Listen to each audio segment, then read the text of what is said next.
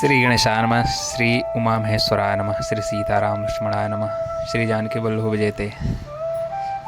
आज मैं आप सबको एक ऐसी रहस्य की बात बता रहे हैं कि कई बार लोग कहते हैं कि भगवान के तो अनंत नाम हैं। हाँ, सच है, अनंत नाम हैं, लेकिन उन सब में जो सबसे शीर्ष पर रखा गया है, जो सबसे ऊपर रखा गया है, वो है भगवान श्री राम जी का नाम। भगवान के अनंत कोटि नाम है जिनकी गिनती कोई कर ही नहीं सकता है, लेकिन उन सब में जो सबसे ऊपर रखा गया है वो भगवान श्री राम जी का नाम है। इसलिए बाकी नाम आदमी हम लोगों के या प्राणी मात्र के लिए तो कुछ भी भगवान के किसी भी नाम का स्मरण कर ले, स्मरण मात्र से उसका कल्याण हो जाता है। लेकिन जो श्री राम जी का नाम है वो अगर जीवन में किसी ने एक बार भी ले लिया है तो एक बार राम कहने का क्या महत्व होता है वो मैं आपको एक कथा के रूप में, एक छोटी सी कथा है जो सिर्फ एक बार जिसने अपने जीवन में राम कह दिया है उसका उसे कितना बड़ा फल प्राप्त होता है वो मैं कथा आपको सुना रहा हूँ। बस थोड़ा सा समय निकाल के सुनना है, बहुत बड़ी नहीं है। एक बार एक सेठ जी रहते थे, तो उनके दो पुत्र थे।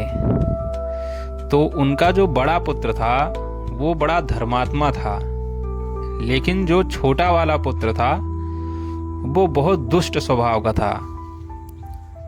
हमेशा गंदे आचरण करना, पापाचरण करना, धर्म तो उसके पास भूल के भी नहीं था।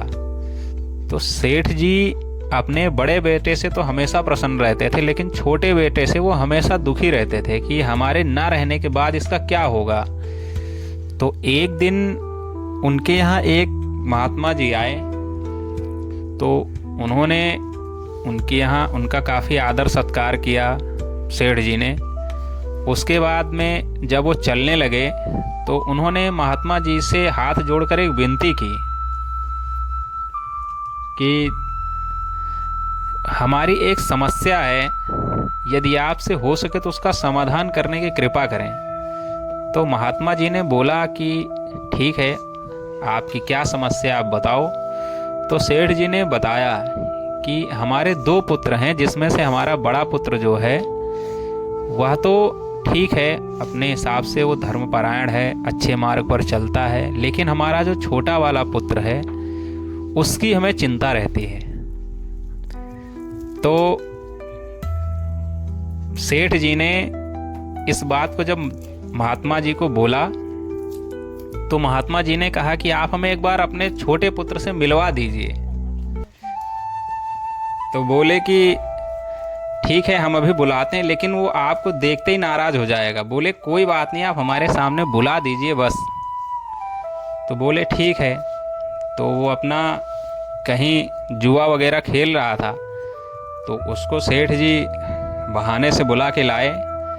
और उसके बाद में जब महात्मा जी के सामने आया तो उनको देखते ही गालियां देने लगा कि इनको कैसे बुला लिया, यहाँ पे ऐसे लोगों को हमें ज़रूरत नहीं है।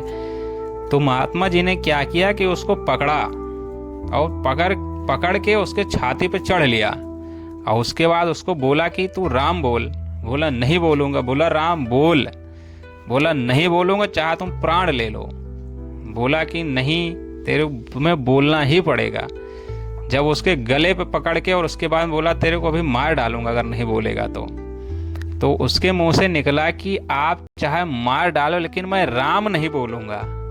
बस महात्मा जी ने कहा बस हो गया, तुमने एक बार कह दिया ना राम, बस इतना ही तुम्हारे लिए काफ़ी है।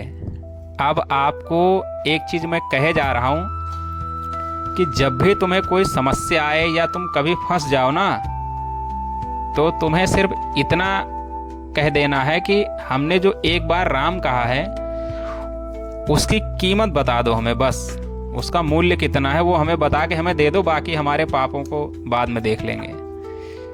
बस इतना कह के महात्मा जी चले गए वहाँ से। उसके बाद धीरे धीरे समय बीतता गया, सेठ जी गुजर गए। उसके बाद उनके दोनों लड़के और आगे धीरे धीरे बड़े हुए, बूढ़े हुए, तो उनका जो बड़ा पुत्र था वो अलग हो गया, छोटा वाला अलग हो गया। धीरे धीरे उसकी जब मृत्यु हुई, तो जब वो यमराज जी के पास पहुंचा तो वहाँ सब हिसाब होता ही है, किसने कितना अच्छा काम किया है, किसने कितना खराब काम किया है। तो जब यमराज जी ने, जब उनके गुप्त जो मंत्रीगण होते हैं, जब उन्होंने इसका हिसाब खोला तो उन्होंने बोला कि महाराज जी, इसने तो कभी जीवन में कोई अच्छा काम किया ही नहीं है। बोले तब तो इसको भेजो, इसको नरक में, इसको पूरे दुसह नरक इसको होना चाहिए। तभी उसको याद आ गया कि हमने तो एक बार महात्मा जी ने कोई हमसे बात कही थी। तो उन्होंने कहा, उसने सेठ जी के छोटे लड़के ने, कि नहीं नहीं रुको रुको रुको।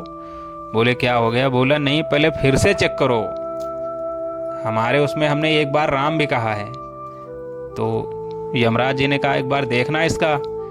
तब उन्होंने फिर भी पलट के जब फिर से उन्होंने सारा देखा तो उसमें बोले हाँ महाराज जी, इसने लेकिन बड़े क्रोध में, बड़े दबाव में, इसमें एक बार इसने इसके मुंह से गलती से निकल गया है।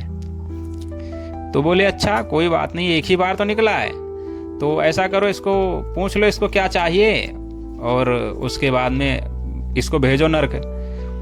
तब उसने बोला कि महात्मा जी की बात उसे याद आ गई कि अगर तुमसे कोई पाप का जब तुम्हारा हिसाब होने लगे तो जब नंबर आए, तो राम का जब नंबर आए तो पूछ लेना कि इसका कीमत कितनी है राम बोलने की, बस उस पर अड़े रहना। तब उसने कहा कि ऐसा है, हमें नर्क तो जाना ही है, हमने पाप बहुत किए हैं, लेकिन मैं नर्क जाने से पहले मैं जो एक बार राम हमने बोला उसका पुण्य फल क्या है, उसकी कीमत क्या है, मैं वो लेके उसके बाद नर्क जाऊंगा।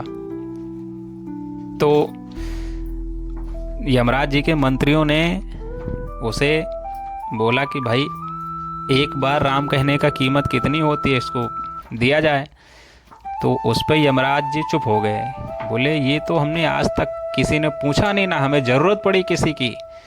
तो वो भी इसने तो गुस्से में कहा, लेकिन कहा तो है, अब एक बार राम कहने की मूल्य कितना होता है ये तो हमें भी नहीं पता है। तो बोले कि ऐसा है, नारद जी को बुलाते हैं। नारद जी का स्मरण किया गया, नारद जी आए तो उनको बोला कि आप तो परम ज्ञानी हैं, ये अड़ा हुआ है कि हमें हमारे एक बार राम कहने की जो कीमत है पहले वो हमें दे दो, उसके बाद नरक जाऊंगा। तो नारद जी भी उस बात पे चुप हो गए, बोले हम भगवान का नाम तो जरूर जपते हैं, लेकिन हमने कभी कीमत मांगी ही नहीं, तो हमें इतना तो जानकारी नहीं है। ऐसा चलो, ब्रह्मा जी सृष्टि के रचयिता हैं, चलो उन्हीं से पूछते हैं, उनको पता होगा किसको क्या देना है, क्या लेना है, किसका कितना हिसाब होता है। सब लोग ब्रह्मा जी के पास गए, तो उन्होंने जब उस चीज़ को देखा, सुना सारी समस्या, तो बोले कि ऐसा है, इस चीज़ का तो समाधान हमारे पास भी नहीं कि एक बार राम कहने पर इसको क्या फल दिया जाए। ऐसा है, आओ हम लोग चलते हैं भगवान शिव के पास, वो निरंतर राम नाम का जप करते रहते हैं, उन्हें अच्छी तरह पता होगा कि एक बार राम कहने का कितना फल देना चाहिए, कितना कीमत होती है, कितना मूल्य होता है। तो सारे लोग मिलजुल के, अब सारे लोग साथ लग लिए उसके कि चलो हमें भी पता चल जाए कि एक बार राम कहने का कितना फल मिलता है। तो जब वो सेठ जी के लड़के ने देखा कि ये तो सारे देवतागण हमारे साथ हो लिए, तब उसे लगा कि शायद हमारी बात में कुछ दम है, महात्मा जी ने जो कहा था वो ठीक ही कहा था। अब वो और अड़ गया अपनी जिद पे कि ऐसा है ना कि हम पैदल नहीं जाएंगे, हमें पालकी में उठा के ले चलो, हम तभी जाएंगे। अब सब लोगों ने कहा कि ये तो बड़ा जिद्दी है, चलो भाई इसको पालकी पे उठा के लेके चलते हैं। उसको पालकी मंगाई गई, उस पर उसको बैठाया गया और उसको ले के सारे लोग जा रहे हैं। अब पहुँचे जाके भगवान शिव जी के पास, वहाँ सबने अपनी सारी समस्या बताई कि भगवान जी इसने जीवन भर पूरे पाप किया है, इसने कभी पुण्य का नाम निशान नहीं इसके जीवन में, लेकिन इसने किसी के दबाव में गलती से एक बार राम बोल दिया और उसका ये पहले फल चाहता है कि एक बार राम कहने का जो फल हो पहले हमें दे दो, उसके बाद हम अपने पाप के जो फल है उसको भोगेंगे। तो इसलिए हम आपके पास आए क्योंकि आप निरंतर राम नाम का जप करते रहते, तो आपको पता होगा। तो भगवान शिव जी ने कहा कि देखो ऐसा है, आपकी समस्या तो गंभीर है, लेकिन हम सिर्फ जपते हैं राम नाम, हमें उसका फल स्वतः मिलता गया। हमने कभी उसको पूछा नहीं कि हमें कितना फल मिला कितना नहीं मिला, हम सिर्फ जपते हैं। इसलिए एक बार राम कहने का क्या फल होता है, ऐसा करो चलो राम जी से ही पूछ लेते हैं। तो भगवान विष्णु के अवतार थे राम जी, इसलिए सारे लोग मिलके और भगवान विष्णु जी के पास गए। कह रहे चलो हम भी चलते हैं, हम भी जपते हैं, हमें भी पता चल जाए। तो सारे लोग उसको पालकी में लेके और उसके बाद भगवान विष्णु जी के पास गए। भगवान विष्णु ने देखा कि सारे देवतागण आज हमारी तरफ आ रहे हैं, क्या बात है। जब सब लोग वहाँ पहुँचे और उसके बाद में उन्होंने अपनी शुरू से लेके सारी बात भगवान जी को बताई, तो भगवान ने कहा कि अब क्या करना चाहिए। बोले भगवान ये जो है बहुत जिद पे अड़ा हुआ है और ये अपने एक बार नाम कहने का फल मांग रहा है, अब क्या करना है। भगवान श्री विष्णु जी ने उसको बोला कि इधर आओ। उसको बुलाया और अपने गोद पे बैठा के और उसे प्रेम से उसके सिर पर हाथ फेरने लगे। यह देखकर भगवान शंकर जी, भगवान ब्रह्मा जी और यमराज के जितने कार्यकर्ता मंत्री सब लोग यह देखकर आश्चर्यचकित हो गए और कुछ बोल न सके। फिर उसमें से यमराज जी ने पूछ ही लिया कि भगवान आपने बताया नहीं, आपने तो उसको बैठा लिया अपने पास, अब इसका करना क्या है, इसको क्या फल देना है, एक बार राम कहने का क्या फल होता है। भगवान विष्णु मुस्कुराए और कहा कि अब भी पूछना है क्या, कि एक बार राम कहने का क्या फल होता है।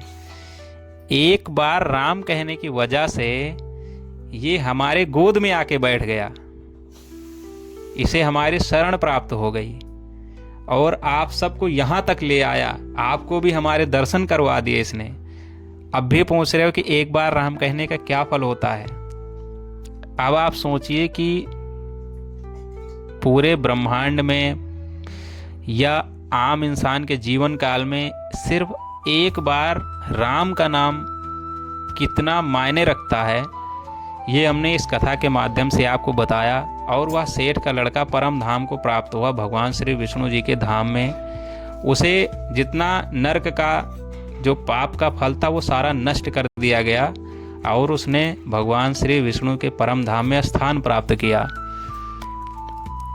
इसलिए कहा जाता है कि भगवान के अनंत कोटि नाम है, लेकिन जो भगवान राम जी का नाम है वह सबसे ऊंचा है। और एक बार राम कहने से अनंत उसका फल, कई जन्मों के पाप नष्ट हो जाते। इसलिए यदि आप निरंतर राम नाम जपते हैं सुबह शाम, तो उससे आपको कितना फल प्राप्त होगा ये आप सोच सकते हैं। तो इसलिए हम रामायण पढ़ने की सलाह देते हैं सभी को, उसके गूढ़ रहस्यों को जानने की सलाह देते हैं।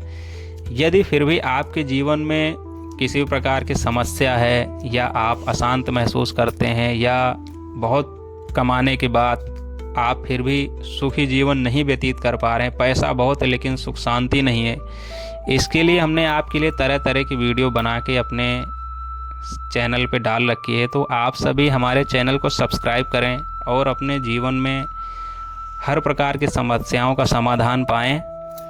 और उसके बाद हमारे चैनल को सब्सक्राइब करने के बाद जो उसमें से आपके लायक वीडियो लगे कि हमें ये आवश्यक, वैसे तो सभी वीडियो आप ही के सभी के लिए है। हमें जीवन में कॉमेडी करना, कॉमेडी सुनना एक अलग बात है, लेकिन यदि हम हमेशा कॉमेडी सुनते और करते रहेंगे तो एक दिन हमारा जीवन भी कॉमेडी बन के ही रह जाएगा।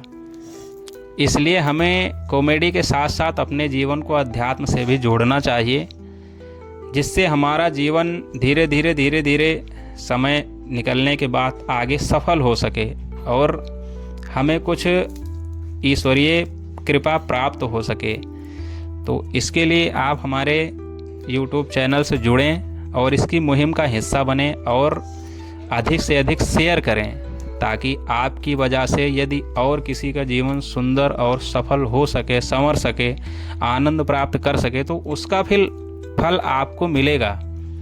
जितने लोग आपकी वजह से सुखी होंगे उसका फल आपको ईश्वर देगा। इसलिए आप हमारे चैनल को अवश्य सब्सक्राइब करें और तरह तरह की वीडियो उसमें देखें और शेयर करें और लाइक करें। जय श्री राम।